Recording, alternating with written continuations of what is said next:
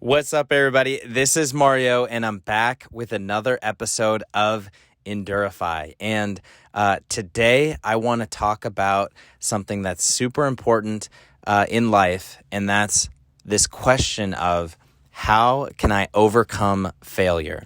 And the reason why I was thinking about this was because I recently just completed a half Ironman in Oregon on Sunday. And this race was about 4 or 5 weeks after my first half Ironman this year, which was Ironman Des Moines in Iowa. And leading up to that first race of half Ironman Des Moines, I was actually feeling really good and I was really confident, and it was kind of to the point where I thought that I might even be able to set a PR, a personal record. But if you've been listening to the podcast, then you know kind of leading up to that event, there were a couple of things that happened. One, it ended up being like in the 90s with ridiculous humidity. And then two, there was some really bad weather that ended up shortening the bike course. It ended up pushing back the start of the race. And it kind of threw off those plans that I had of trying to go for a PR. However, I showed up on race day. I was prepared. I put the work in, and I ended up not really performing to the level that I wanted. I ended up going way too hard on the bike, and then I ended up cramping up 1 mile into the run. And thankfully, I had another triathlete who gave me some salt tablets that helped me kind of get through that. But then I ended up cramping up again in mile like 6 and 7 and 9, and I was forced to walk a big percentage of that half marathon. And for me as a competitive athlete, when I'm training for an event, I never think about walking. And it's kind of demoralizing to train for days and weeks and months and then have it not turn out the way that you wanted to, or to be forced to walk in a race when people are way older than you, way younger than you, men, women, etc. Everybody, all different types of people are passing you.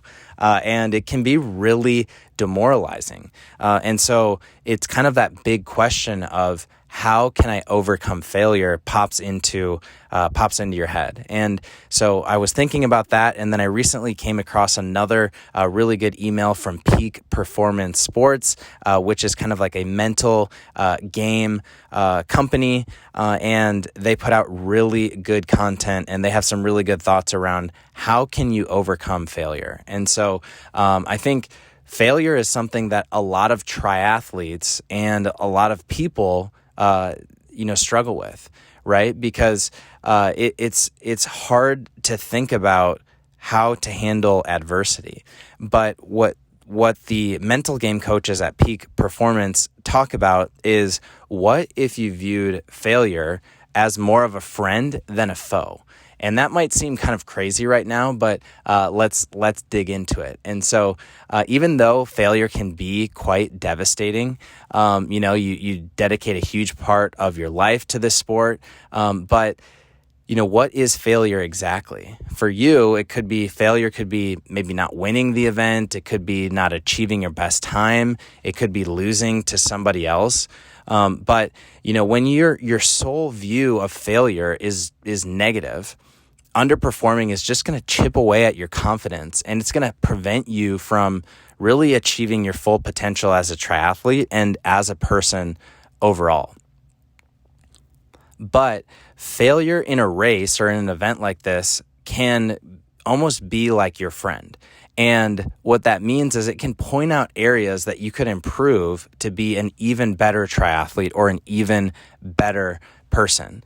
And, everybody has setbacks, whether you're an elite level, whether you're a novice, whether, you're somewhere in the middle. But being just solely focused on what went wrong can be a really difficult approach. But if you are, on a quest to kind of reinterpret failure and become the best version of yourself, and I know that you are because you're listening to this podcast seeking growth, then the first thing that you need to do is you need to try and reinterpret what that failure means. And so it's important to not let that negative thinking and that negative result dominate your thinking. But if you can reframe those negative situations, then you can start to learn from those experiences. You can improve as a triathlete and you can become a better person. And that's exactly what I tried to do in that last race in Des Moines when I cramped up and I was forced to walk and it was demoralizing. So instead of just viewing it as, oh, I failed, I sucked, I'm a horrible triathlete, I'm a horrible person, I framed the question this way of, what are some things that went well and what did I learn from this experience? So the main thing that I learned from that experience is that when I go out way too hard on the bike, then it's going to make for a very difficult run. So that was one thing.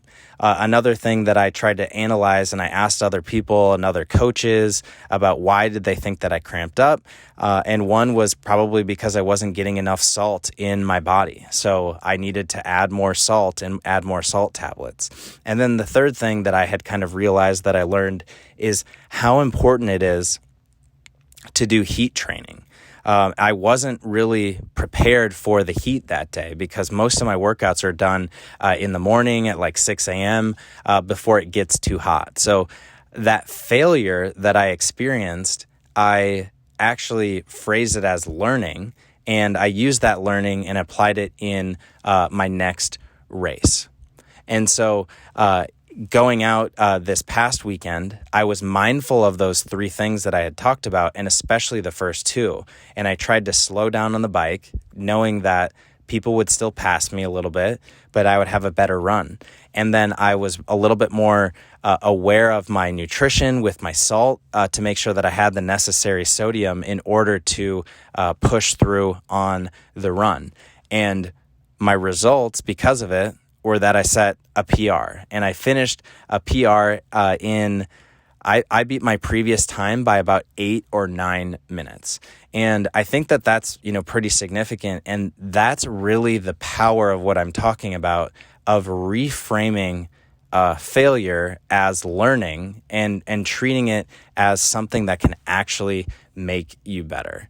And so there's also this important part around the perspective of failure, which is something that Nikki Kimball, who's a highly accomplished distance runner, and she specializes in ultra marathons, she has this quote where she says, "An athlete needs to be able to look at what she could have done better, but she also needs to acknowledge what she did well.